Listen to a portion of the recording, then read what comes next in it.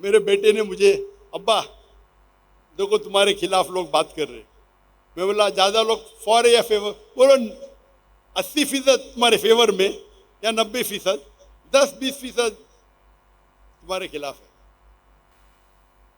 और मैं नॉर्मली जवाब देता नहीं हूँ, कुछ अहम चीज़ों का जवाब देना ज़रूरी है। ये जो मैंने कहा कि अक्सर हम कहते हैं कि मैं ही सही हूं, हम ये कहें कि मैं भी सही हूं, और हमें छोटी छोटी बातों पे झगड़ना नहीं चाहिए। मेरा पैगाम था कि जो अफजलियत है,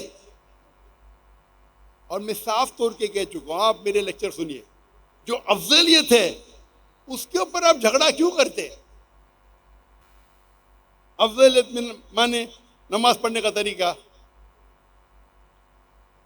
अगर मैं कहता हूं, मेरी तहकीक कहती है भाई सीने पे हाथ मारो, हाथ बांधो नमाज के लिए, कोई कहता है भाई नाफ पे बांधो, नाफ के नीचे बांधो, मैंने ये कहा तहकीक करो, आपको जो सही लगता है उसके ऊपर अमल करो, लेकिन झगड़ो मत ये पॉइंट पे।